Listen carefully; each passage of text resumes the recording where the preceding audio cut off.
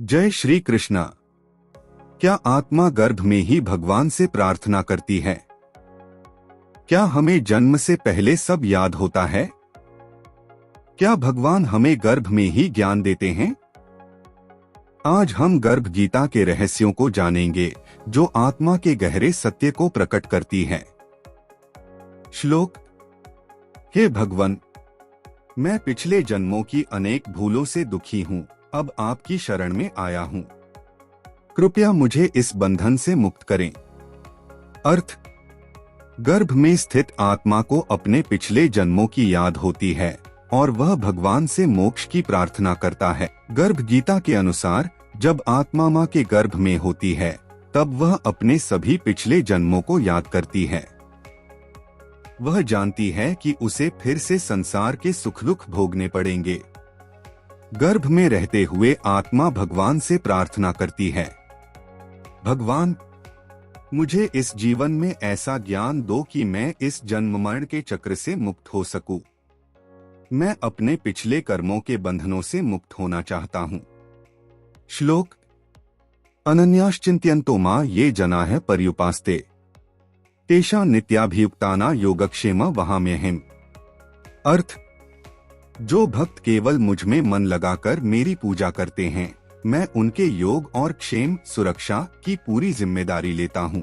लेकिन जैसे ही बच्चा जन्म लेता है, माया का पर्दा उस पर पड़ जाता है। वह अपने पिछले जन्मों को भूल जाता है और संसार की इच्छाओं में खो जाता है। गर्भ में जो आत्मा ज्ञान मांग रही थी, वह जन्म के बाद सांसारिक मोह में बंध जाती है। श्लोक।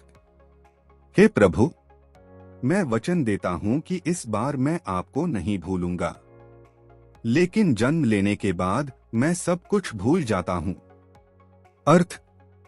जब आत्मा जन्म लेती है तो वह भौतिक संसार में उलझकर अपने असली उद्देश्य को भूल जाती है। गर्भ गीता हमें सिखाती है कि अगर हम जीवन में सच्चे ज्ञान, भक्ति और अच्छे कर्म करें, तो हम इस जन्म मरण के चक्र से मुक्त हो सकते हैं।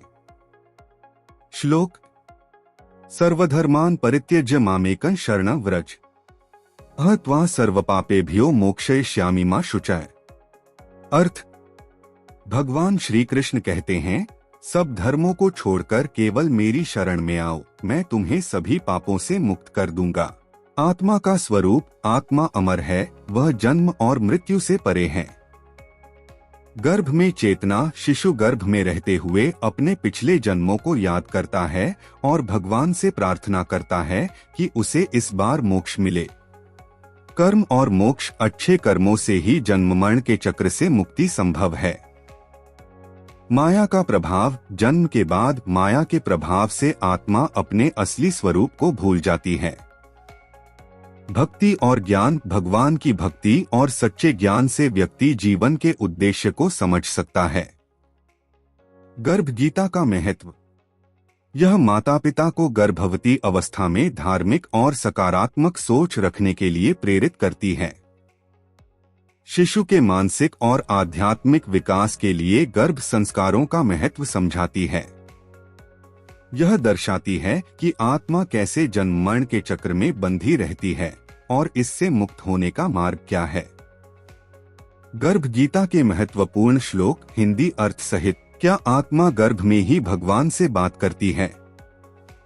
क्या हमें अपने पिछले जन्म की याद होती है? क्या गर्भ में शिशु प्रार्थना करता है? आज हम गर्भ गीता के रहस्यों को जानेंगे, जो शिशु के गर्भ में रहते हुए आत्मज्ञान और मोक्ष की बात करती है। लेकिन जन्म होते ही माया का पर्दा आत्मा पर पड़ जाता है और वह अपने असली स्वरूप को भूल जाती है। उसे संसार के भोग और इच्छाएं जकड़ लेती हैं। मोक्ष का मार्ग। गर्भ गीता हमें सिखाती है कि अगर हम जीवन में सच्चे ज्ञान और भक्ति के मार्ग पर चलें, तो हम इस जन्म मरण के चक्र से मुक्त हो सकते हैं। आउटरो।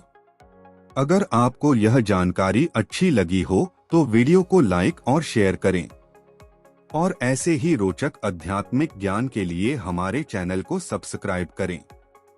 गर्भ गीता का सार।